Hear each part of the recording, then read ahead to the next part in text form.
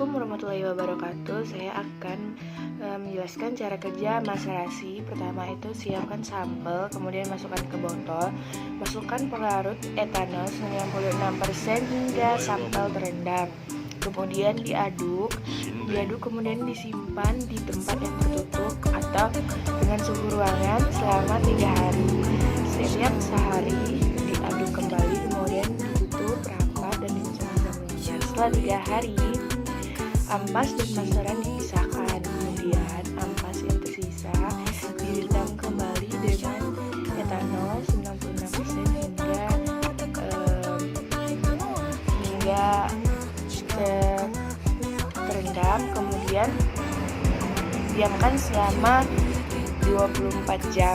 Kemudian pisahkan kembali ampas dan masaran. Nah, masaran-masaran yang telah didapatkan disatukan, kemudian diukur dan dihitung hasil masarannya untuk menyusun rendamannya.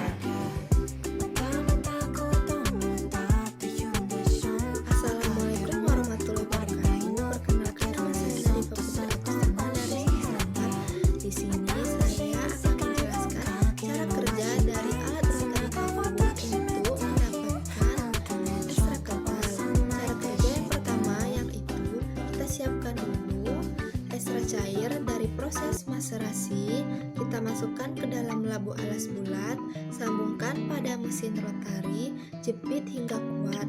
Yang kedua, siapkan pelarut, masukkan ke dalam labu alas bulat, sambungkan pada mesin rotari, jepit hingga kuat agar tidak terjatuh.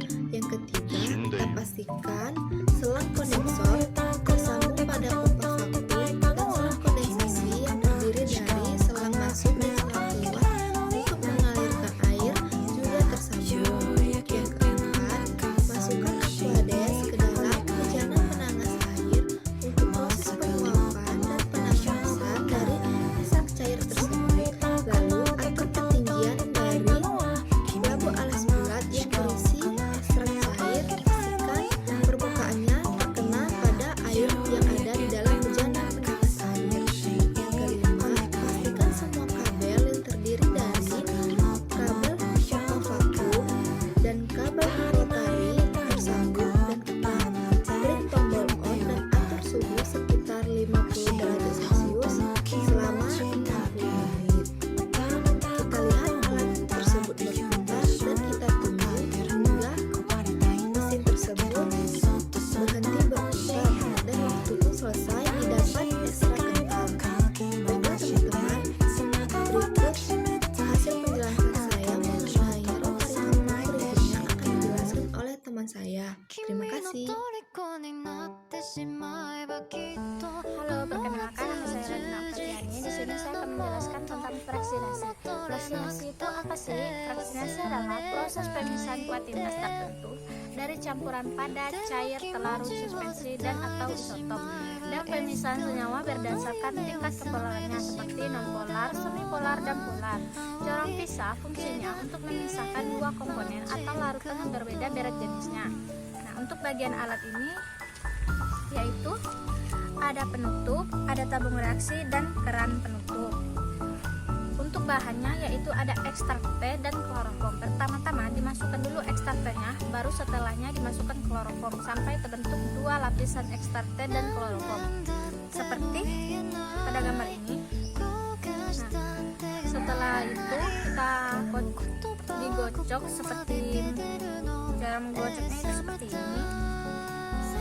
Saat digocok, kita buka sedikit kerannya agar gas yang terdapat pada tabung keluar. Nah, setelah itu tutup kembali lalu digocok sampai beberapa saat atau beberapa menit. Lalu kita keluarkan kloroformnya seperti gambar yang ada di sini. Sehingga yang tertinggal hanya ekstrak T. Setelah saya menjelaskan tentang ekstrak cair, sekarang saya akan menjelaskan tentang KCP atau kromatografi cair vakum yang merupakan salah satu metode fraksinasi dan memisahkan kret ekstraksi menjadi fraksinasi yang lebih sederhana. Nah, pemisahan tersebut memanfaatkan kolom yang berisi fase diam dan aliran fase geraknya dibantu dengan pompa vakum. Nah, cara kerjanya, pertama itu kita siapkan kolom, kedua menyiapkan ekstraknya, ketiga prosedur kerja kromatografi cair vakum. Pertama disiapkan alat dan bahannya dulu, lalu kolom yang sudah disiapkan dimasukkan wasir pada ujung kolom atau dasar kolom. Masukkan silikan yang telah disiapkan secara perlahan, lalu dimampatkan. Setelah itu masukkan kertas saring, setelah itu sampel dan masukkan pembanding eluen satu-satu dari non-polar hingga polar. Perbandingannya yaitu heksan etil asetat 50:0 dan ditambah melalui dinding kolom dan pompa vakum. Dijalankan hingga eluen turun dan menyusuri komponen kimia. Kemudian dilanjutkan dengan cara penyaring yang kepolarannya lebih tinggi berturut-turut, yaitu heksan etil asetat 15:1, 10:1, 5:1, 1:1 dan 0:50, 1:1, 1:5 dan 50:0. Cairan yang keluar ditampung sebagai fraksi dan dipisahkan berdasarkan konsentrasi eluen yang diuapkan serta di profil KLT. Sekian penjelasan dari saya. Terima kasih. Nah, berikutnya saya akan menjelaskan tentang cara kerja KLT, yaitu kromatografi lapis tipis. KLT adalah kromatografi yang digunakan untuk menganalisis senyawa secara kualitatif dan kuantitatif.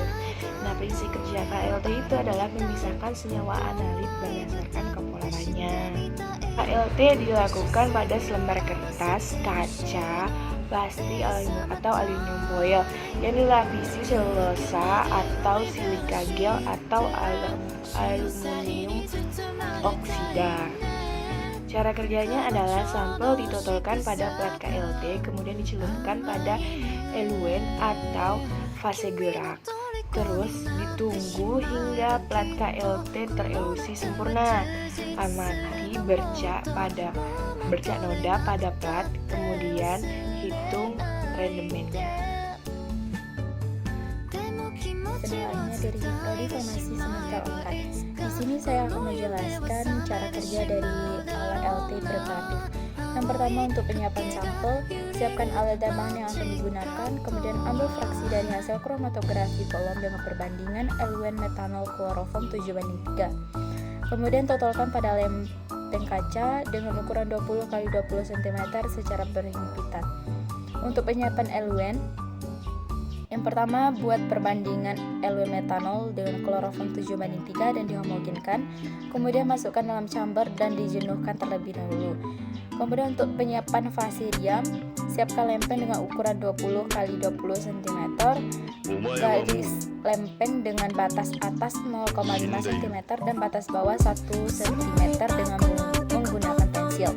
Kemudian untuk selanjutnya cara kerja dari KLT, yaitu siapkan alat dan bahan yang akan digunakan, terus dimasukkan lempeng yang telah ditotol dalam chamber yang berisi eluen, diamati noda yang terelusi yang naik sampai tanda batas, amati pada lampu UV 254 nm dan 366 nm. Kemudian untuk yang terakhir, untuk pengelompokan fraksi, tandai noda yang terbentuk berwarna terang pada lempeng preparatif dengan menggunakan pensil. Kemudian semprot dengan fraksi DPPH agar melihat aktivitas antioksidannya. Dikeruk noda yang dihasilkan pada lempeng, kemudian pita-pita yang telah dikeruk dimasukkan dalam vial lalu diberi lada. Mungkin demikian video penjelasan dari saya, lebih kurangnya dimohon maaf. Assalamualaikum warahmatullahi wabarakatuh.